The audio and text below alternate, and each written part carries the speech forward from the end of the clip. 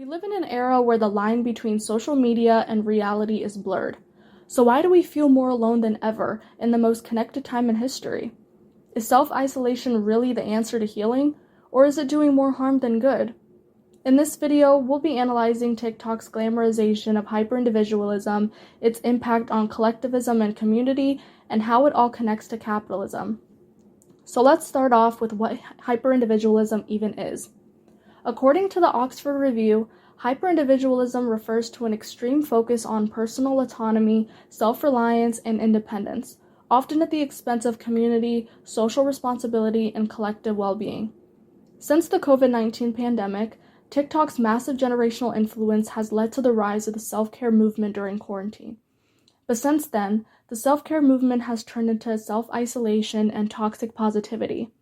One would think that after months of isolation during quarantine and scrolling mindlessly on TikTok, that it would be time to connect with others in the world again. But in actuality, TikTok has pushed a self-sufficiency rhetoric as a substitute for emotional connection, even when it's been almost half a decade since the pandemic. Now it's all about being the main character, being the one who's healing alone and thriving alone. But this type of hyper-individualistic mindset has real consequences. Studies show that Gen Z and millennials feel lonelier than ever because they lack community. According to the City Journal, only 30% of Americans think that they can reliably trust one another, and only 16% of Americans feel strongly attached to their local community. And when phrases like, "If you love yourself before you love others," have grown widely popular on TikTok, it's hard to truly be honest with each other. And because of this, no one really knows each other. The push for hyperindividualism and independence has also brought out the idea of working on yourself to become unique and stand out from everyone. But if everyone is trying to be unique, why does it all look the same? Hyperindividualism has led everyone to want to be so different from each other, but by doing that, ultimately everyone becomes the same aesthetic, with the same personality. Ironically, this is when we are most like a community. Collectivism, in this case, is always existing because everyone is performing the same individuality.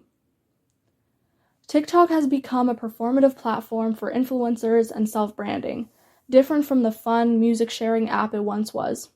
And through this platform, there are countless messages being spread around because of TikTok's far-reaching algorithm. The intention behind these messages and the interpretation made by viewers can be explained by Stuart Hall's encoding and decoding model. Hall argued that viewers may not always interpret messages the same way they were intended to be by the producer.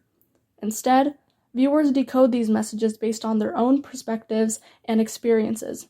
He stated that there are 3 ways viewers interpret messages in the media. First, the dominant reading, meaning that the viewer agrees with everything the message is saying without question. We see this in TikToks like this one. Tips on becoming the main character and turn heads when you walk into a room. Second, the negotiated reading, meaning that a viewer might agree with some of the things the message says, but question some aspects of it because of their own personal context.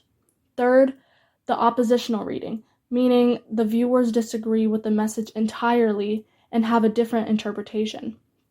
But get this, TikTok's algorithm is full of the dominant reading. Many of the videos that go viral are the most aesthetically pleasing and the most marketable versions of self-love. And so these messages start getting normalized, even if it doesn't work for everyone. But why these messages? Why is the idea of hyperindividualism so heavily promoted? That's where capitalism comes in.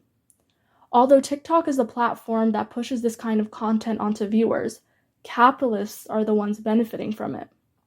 According to an article by Plebity, the individualistic revolution is exploited and commodified by a growing number of industries in technology, advertising, mass marketing, and other sectors that cater to or benefit from the obsession of the self. Hyperindividualism creates consumer opportunities for capitalism by framing self-care as a capitalist tool. By pushing self-care on TikTok, people will start focusing more on themselves, and the more people that focus on themselves, the more effort they're willing to buy things to become their best selves, meaning more money for companies. I used to think that I was never really taking the best care of myself if I wasn't able to do it alone. Over time, I realized that the more I pushed this mindset onto myself, the more isolated I felt. I even used to feel guilty when I wanted to be around others, while everyone was telling me that being with myself should be enough. I know I'm enough, but that doesn't mean I have to be alone. We don't get a badge for taking care of ourselves alone. Human beings need connection. It's not a weakness, it's biology. But a lot of people don't understand that, especially when this ideology has been so ingrained in society. But whether you're watching a get ready with me video or a tutorial on how to become your best self, TikTok's glamorization of hyperindividualism has always been a part of something bigger. All these things we do to stay independent and convince ourselves we're healing, it's making us lonelier. The media's influence has given people the illusion of self-care by putting the focus on the marketable aesthetics of self-care instead of what healing actually feels like. The connection between hyperindividualism and capitalism often goes unnoticed because we're constantly told to work on ourselves to cover up the fact that the system is working against us. By telling us the problem is somehow within us and not the system, we turn our attention away from the real drivers of the issue. We don't look for the root cause. We just keep trying to fix ourselves.